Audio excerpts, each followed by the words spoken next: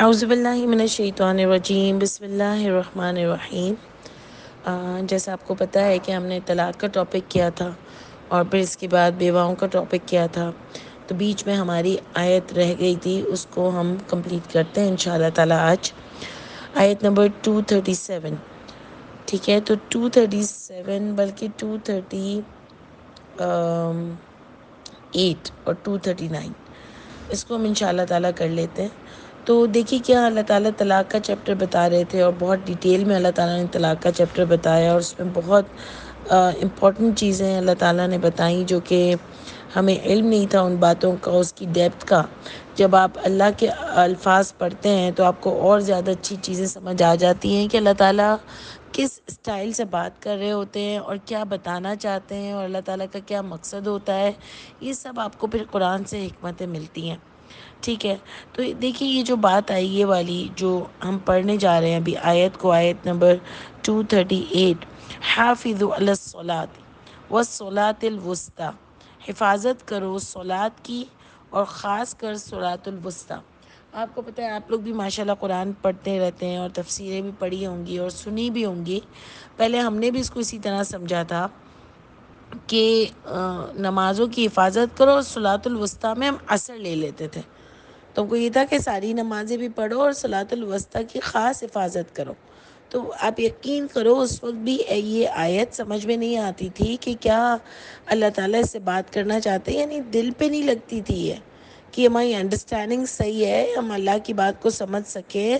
اور اتنے اس سے بھی کم علم تھے، آج بھی کم علم ہے لیکن اس سے بھی زیادہ کم علم تھے، اور بات سمجھ نہیں آتی تھی کہ اس میں اللہ تعالیٰ کا مقصد کیا ہے۔ تو آپ دیکھو کہ یہ جو صلاۃ الوسطیٰ کی بات ہوئی، اب آپ اس کو ذرا غور سے دیکھو کہ پھر ہم نے یہ سوچا کہ چلو والعصر، عصر کی قسم بھی کھائی ہے اللہ تعالیٰ نے، یعنی عصر کوئی امپورٹنٹ چیز ہے، اور اس کی پھر حکمت بھی نکلی کہ بھئی انسان بہت بزی ہوتا ہے عصر میں، تو وہ اس کو اللہ تعالیٰ کہہ رہے ہیں کہ دیکھو عصر نہیں تم سے نکل جائے۔ لیکن پھر ہم نے سوچا ظہر میں بھی انسان بزی ہوتا ہے، مغرب میں بھی انسان بزی ہوتا ہے، تو ان کے بارے میں یہ کیوں نہیں کہا اور صرف عصر کے بارے میں کیوں یہ فرمایا؟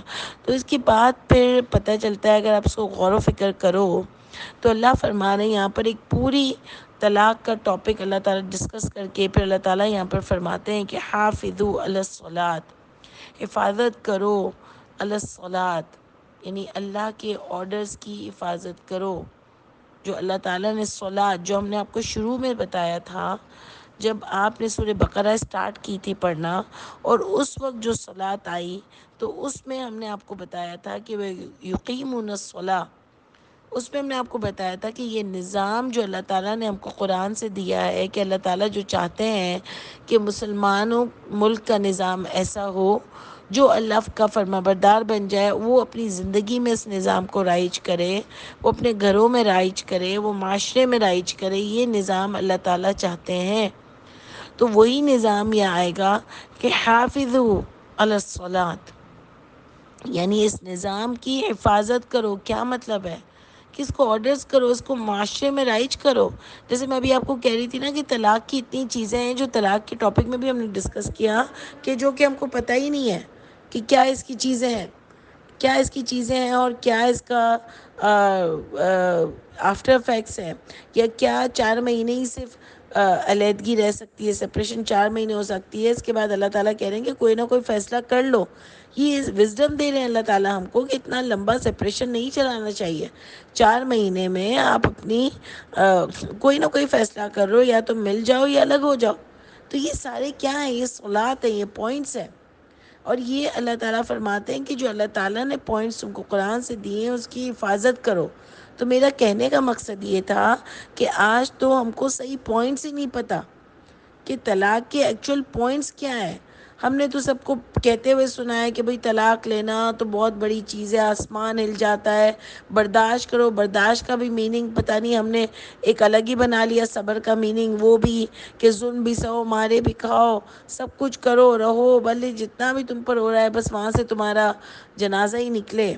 یہ ابھی تک ہماری انڈرسٹینڈنگ ہے۔ اگر ہم یہ لائنیں نہیں بولتے تو آج کے بھی کتنے ماں باپ بیٹیوں سے کہتے ہیں کہ بس بیٹا کوئی بات نہیں، اس میں تم چلنا چاہیے، یعنی کوئی ایسی چیزوں میں بھی کہ جہاں نہیں چلنا چاہیے۔ چلو چھوٹی موٹی چیزوں میں تو ہم اپنی اولاد کو سمجھاتے ہیں، اور سمجھانا بھی چاہیے کہ بیٹا یہ سب چلتا ہے، اور آپس میں انڈرسٹینڈنگ کرنے کے لیے ایک دوسرے کے لیے تھوڑا بہت برداشت بھی کرنا پڑتا ہے۔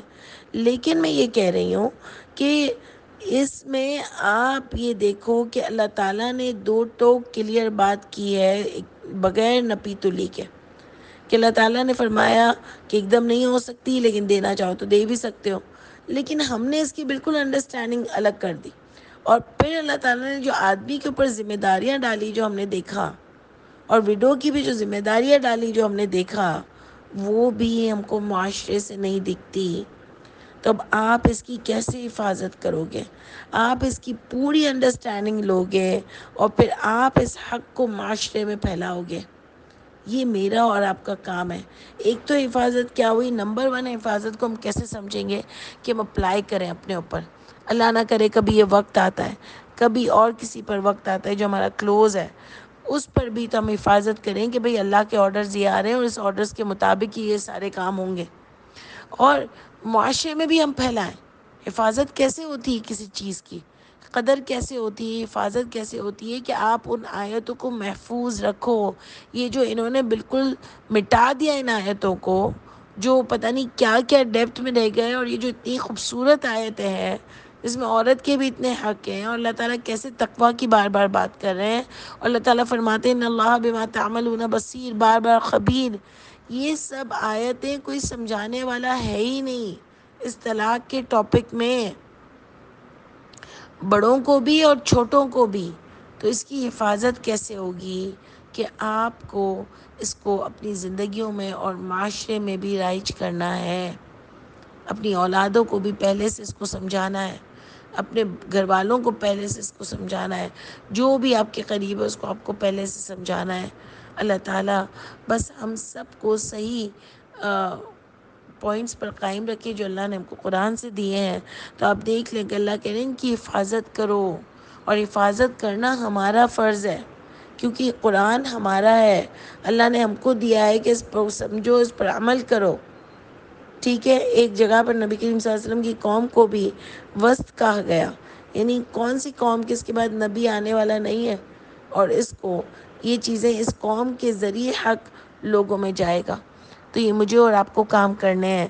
تو اللہ تعالیٰ فرماتے ہیں کہ اس کی حفاظت کرو، وَالصَّلَاةِ الْوُسْطَىٰ، اور درمیان والی اب کون سی؟ میں اس میں ساری نمازیں لاتی ہوں کہ یہ تو مین ٹارگٹ ہے ہی کہ جو اللہ تعالیٰ نے قرآن میں ڈو اور ڈونٹس دیے ہیں اس کی حفاظت کرو، اس کو رائج کرو، اس کو معاشرے میں بتاؤ، کیونکہ سورہ بقرہ میں بھی آیت آتی ہے نا کہ مرنے سے پہلے حق بول دو۔ مرنے سے پہلے، یہ ہم نے آیت کی بھی ہے کہ مرنے سے پہلے، جس سے مرنے سے پہلے حق نہیں بولا نا اس کی بہت بڑی پکڑ ہے۔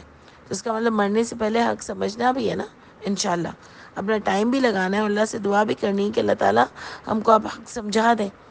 تو مرنے سے پہلے حق کا کیا مطلب ہے کہ آپ حق بول کے جاؤ گے دنیا سے، یہ سب کا کام تھا۔ اللہ تعالیٰ زمانے کی قسم کھا کے فرماتے ہیں کہ ان الذین آمنوا وعملوا الصالحات، سب کے سب گھاٹے میں، لیکن جو ایمان آیا اور اپنے عملوں کی اصلاح کی، اور صرف ادھر تک رک نہیں جاتی یہ بات، وتواصوا بالحق وتواصوا بالصبر، اور جو آپس میں حق کی تلقین کرتا ہے اور جمنے کی تلقین کرتا ہے، یعنی تلقین سب کو کرنی ہے ورنہ گھاٹا پاؤ گے۔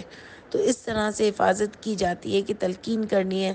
آپ کو جس طرح بھی بولنا آتا ہو، آپ فیملی میں، فرینڈز میں، بچوں میں، ماں باپ میں، بھائی بہنوں میں، سب میں آپ جتنا جیسا بول سکتے ہو آپ بولو، کیونکہ اللہ تعالیٰ ہر بولنے والے کی قدر کریں گے، وہ اگر وہ عمل کرے گا اور اس کے ساتھ وہ لوگوں میں بھی بتائے گا تو اللہ ضرور اس کی قدر کریں گے انشاءاللہ تعالیٰ۔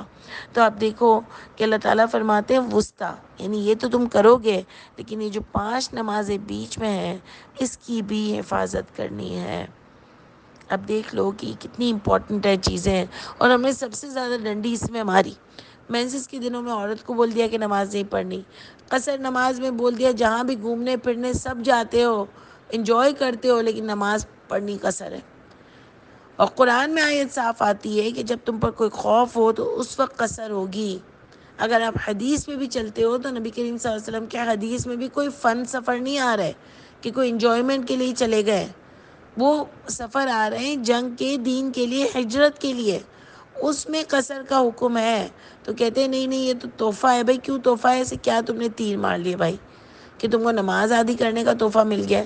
اور وہ بھی آپ دیکھو نماز بھی عادی کس طریقے سے کی ہوئی ہے کہ ظہر اثر عشاء میں کی ہوئی ہے، لیکن فجر مغرب میں نہیں تحفہ ملا ہے ہم لوگوں کو. فجر مغرب کا تحفہ نہیں ہے. قصر مینس کیا ہوتا ہے؟ کمی کرنا. تو وہ ضروری نہیں کہ عادی کرو. فجر کی ایک بھی پڑھی جا سکتی ہے، مغرب کی ایک بھی پڑھی جا سکتی ہے اگر خوف ہو تو. تو یہ نہیں ہے کہ آپ مزے میں گھومنے بھی جا رہے ہو، ساری عیاشیاں کر رہے ہو، لیکن نماز کو ادا کر دو. وہاں حج میں بھی اتنے لوگ ڈبل مائنڈیڈ ہوتے ہیں، پریشان ہوتے ہیں، الگ فتوے ہوتے ہیں. کوئی بولتا ہے 15 دن آ گئے ہو تو اب اس کے بعد تمہاری قصر نہیں. کوئی بولتا ہے نہیں اب جب بھی یہاں حج کے لیے آئے ہو 5 دن تو پھر سے تم مسافر ہو گئے ہو تو اب پھر سے تمہاری قصر ہے. ارے کیا ڈرامے ہیں. اور پھر اگر کسی سے فتویٰ بھی لو تو وہ کہتے ہیں کہ بھائی حرم میں اگر اکیلے نماز پڑھو گے تو قصر کرو گے، اگر مولوی کے پیچھے نماز پڑھو گے تو قصر نہیں کرو گے. وہ جیسے پڑھیں گے جو وہاں کے پڑھانے والے ہیں وہ ویسے ہی تم بھی پڑھ لو گے. تو کیا مطلب کیا کہنا چاہتے ہو؟ دین میں اتنا گپلا، اتنا گول مول ہے کہ تم کو سمجھ ہی نہیں آ رہی کہ اللہ تعالیٰ کیا فرماتے ہیں کہ قصر کرنی ہے. اگر تم کو یہ انعام ہی ملا ہے تو اب چاہے کوئی پڑھا بھی رہا ہو تو تم کو تو اپنے انعام پر چلنا ہے نا. تم کیوں اس کے پیچھے پوری پڑھ لیتے ہو اور بولتے ہیں کہ سنتیں پوری پڑھنی چاہیے. صرف قصر کو عادی کرو اور سنتیں پوری پڑھنی چاہیے. دیکھو آپ سوچو کہ اس میں کتنے ڈیفالٹس ہیں، کتنے فالٹس ہیں، اور یہ کتنے ڈیفالٹر ہوئے ہیں سمجھانے میں لوگوں کو، لیکن پھر بھی لوگ آنکھ بند کر کے یہ فتوے کو پڑھ لیتے ہیں. اور نماز اتنی بڑی چیز ہے کہ اگر میں نے اور آپ نے کسی کے کہنے پر چھوڑی نا تو آپ یاد رکھنا کہ میری اور آپ کی بہت بڑی پکڑ ہوگی. اللہ تعالیٰ نے فرمایا کہ اگر تم پر مصیبت آ گئی ہے تو حرام کھا لو لیکن تمہارے دل میں ایمان ہو. اجازت دی اللہ تعالیٰ نے. اللہ تعالیٰ نے اجازت دی کہ تمہاری قتل پر بات آ جائے تو لا الہ الا اللہ بھی کہہ سکتے ہو کہ نہیں میں اللہ کو نہیں مانتا، لیکن تمہارے دل میں ایمان ہو. لیکن اللہ تعالیٰ نے نماز کو میدان جنگ میں بھی نہیں چھڑوایا. ایک رکعت پڑھی، نبی کریم صلی اللہ علیہ وسلم نے جماعت کرائی، 2 رکعت ہوئی، آدھے لوگوں نے ایک پڑھی اور دوسرے آدھے لوگوں نے ایک پڑھی اور نبی کریم صلی اللہ علیہ وسلم نے 2 پڑھی. یعنی کچھ بھی پڑھ سکتے ہیں، 1 یا 2. اللہ تعالیٰ نے پانی نہیں ملا تب بھی نماز معاف نہیں کرائی، ورنہ کیا تھا اللہ کا کہ اللہ معاف کر دیتے. میں تو یہی سوچتی رہتی تھی کہ کیا ہے اللہ تعالیٰ کا کہ اللہ تعالیٰ معاف کر دیتے کہ بھئی اللہ کو کوئی ہماری نمازوں کی تھوڑی ضرورت ہے. نماز تو ہمارے لیے ہے نا. اللہ فرماتے ہیں نماز تم کو برائیوں سے اور منکرات سے اور برائیوں سے روکتی ہے. ان الصلاۃ تنہی عن الفحشاء والمنکر، فحاشی سے اور منکرات سے روکتی ہے. تو یہ تو ہمارے لیے اچھی چیز ہے نا. لیکن ہم نے اس میں ڈنڈیاں ماری ہیں بہت زیادہ. اللہ تعالیٰ کو ہماری نمازیں نہیں چاہیے تھی، لیکن پھر بھی اللہ تعالیٰ نے تیمم کر کے، اگر میاں بیوی کا ریلیشن ہوا ہے، وہ جگہ دھلی ہوئی بھی نہیں ہے، صرف تیمم ہاتھ پر اور منہ پر ہوتا ہے، وہ کر کے بھی نماز پڑھو. اس کا مطلب نماز کی چھوڑنے کی کوئی اجازت نہیں ہے. روزے میں اللہ تعالیٰ نے فرمایا کہ روزہ تم چھوڑ سکتے ہو اگر بیمار ہو یا سفر میں ہو تو بعد کے دنوں میں اس کو پورا کر لینا. حج پہ اللہ نے فرمایا کہ اگر استطاعت ہو تو کرو اور نہیں ہے تو کوئی بات نہیں. اللہ تعالیٰ نے اس پر فرض ہی نہیں کیا جس کی استطاعت نہیں ہے. یعنی ہر چیز میں آپ دیکھ لو، لیکن نماز کی کوئی معافی نہیں ہے. اللہ تعالیٰ نے قرآن میں فرمایا کہ موقوتہ اوقات پر نماز فرض ہے. تو اس کی امپورٹنس اور ویلیو سمجھو. تو جہاں ہم کسی کی کہنے پر اس پر ڈنڈی ماریں گے نا، یہ ہمارا حشر ہوگا قیامت کے دن. اور آپ دیکھ لو کہ آج کل ہی ہم سورہ مومن پڑھ رہے ہیں، اس میں اللہ تعالیٰ نے فرمایا کہ بنی اسرائیل کو بھی ہم نے کتاب دی اور ہم نے بنی اسرائیل کو اس کا وارث بنایا. تو یعنی ہمیں کتاب دی تو ہم کو اس کا وارث بنایا. یہ گنتی کے چند لوگ بڑے نہیں ہیں جنہیں بنی اسرائیل کی بھی پوری قوم کو اس کا وارث بنایا تھا. ہم کو بھی قرآن کا وارث بنایا ہے. یہ کوئی کسی کی جائیداد نہیں ہے کہ کوئی وہ بولے گا کہ ہاں میرا حق ہے، میں جو بتاؤں گا وہ کرو. یہ سب کے لیے اللہ تعالیٰ نے بھیجا ہے للناس. تو عقل سے کام لیں، ان کی باتوں میں نہ آئے کہ قیامت کے دن سزا بھگتنی پڑے اور اللہ ناراض ہو. تو دیکھیں اللہ تعالیٰ طلاق کے چیپٹر کے بعد بہت خوبصورت بات کر رہے ہیں، اور اس کے بعد ہی آگے بھی آپ کا بیواؤں کا چیپٹر ہوگا تو دیکھیں عورت کے معاملے میں بھی کہ اللہ تعالیٰ فرماتے ہیں اپنی اللہ کے حکم کی حفاظت کرنا، اس پر ہم نے آپ کو سمجھایا، اور بیچ کی نمازوں کی بھی جو فرض کی گئی ہیں تم پر، وقوموا للہ قانتین، اور ہو جاؤ اللہ کے لیے فرما بردار۔ دیکھیں بات آ گئی فرما بردار کی، کہ جو اللہ نے آرڈرز دیے ہیں، ریچول نماز بھی پڑھو، اور جو اللہ تعالیٰ نے آرڈرز دیے ہیں اس کو بھی مانو، اور اللہ کے فرما بردار بن جاؤ۔ اب بتاؤ طلاق کے ٹاپک اور بیواؤں کے ٹاپک کے بیچ میں یہ ٹاپک کیوں تھا؟ کیونکہ اللہ تعالیٰ یہ چاہتے تھے کہ کوئی کسی کے ساتھ ناانصافی نہ کرے، اور زیادہ آرڈرز مرد کو ہیں، اور ہمارے معاشرے میں بھی زیادہ تر برائی اس معاملے میں طلاق کے اور عورت کے ساتھ ناجائز چیزیں کرنے میں مرد کا ریشو زیادہ ہے۔ تو اللہ تعالیٰ نے بار بار اس کو وہاں پر بھی ایک ڈرا کر رکھا، اور یہاں پر بھی اللہ تعالیٰ یہ آیت فرما رہے ہیں۔ پھر اللہ نماز کی اور امپورٹنس بتا رہے ہیں آگے، وَإِنْ خِفْتُمْ، اگر خوف میں ہو تم، بس اگر خوف ہو تم کو، فرجالن، بس پیدل ہو، او رکبانن، یا سواری پر ہو، تب بھی پڑھ لیا کرو۔ دیکھیں اللہ تعالیٰ یہ بتا رہے ہیں نا کہ پس اگر، پیچھے سے بات آ رہی ہے نماز کی، کہ خاص خیال رکھنا اور اللہ تعالیٰ کے فرما بردار بننا۔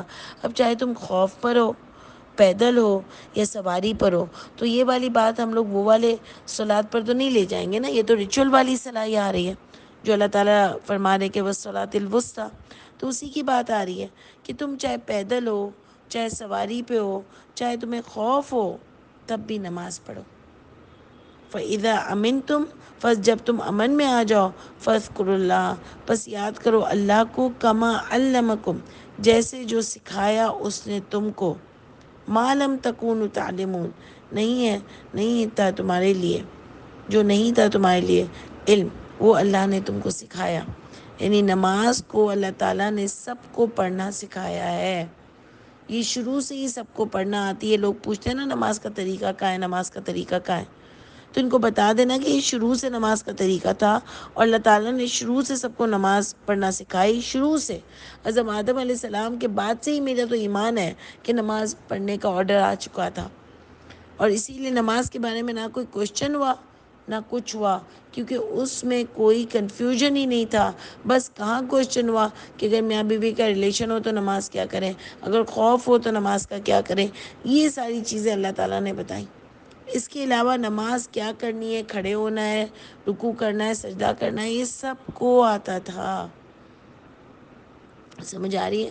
تو یہ آپ اپنا ایمان بنائیں، چاہے کوئی اس بات کو مانے نہ مانے، آپ اپنا ایمان بنائیں کہ اللہ تعالیٰ نے قرآن میں ایک ایک چیز دی ہے، اور دیکھیں آپ کو نظر آ رہی ہے تو اللہ کہنے کہ ہم جیسے سکھاتے ہیں، یعنی نماز کسی صورت معاف نہیں ہے، ہر صورت آپ کو پڑھنی ہے، اور اللہ کے آرڈرز کو بھی ہر صورت، چاہے کہیں بھی ہو، چاہے ہمارے یہاں کوئی فنکشنز ہو رہے ہو، چاہے ہم سفر پر ہوں، چاہے ہم کہیں ہوں، اللہ کے آرڈر سے کوئی چھٹی نہیں ملتی کہ میں کہوں کہ ابھی عید ہے، ابھی یہ ہے، ابھی فلانا ہے، تو چلو میں تھوڑی چھٹی کر لوں، اور اس کے بعد انشاءاللہ دوبارہ میں اللہ تعالیٰ کے حکم کو مان لوں گی، ابھی میں بے حیائی بھی دیکھ لوں، مزے بھی کر لوں، بے پردہ بھی ہو جاؤں۔ تو یہ کوئی قرآن میں اس کی کوئی ایکسکیوز نہیں ہے، یہ کوئی طریقہ نہیں ہے۔ پوری لائف کے لیے اللہ کے آرڈرز کو من و عن سے ماننا ہے، دل سے ماننا ہے، اگر اللہ سے پیار ہے تو۔ اور نماز کا بھی خاص ٹاپک یہاں پر آیا، اسی لیے بالکل ہم کو ایک منٹ کے لیے بھی کسی کے کہنے پر نماز کو نہیں چھوڑنا چاہیے۔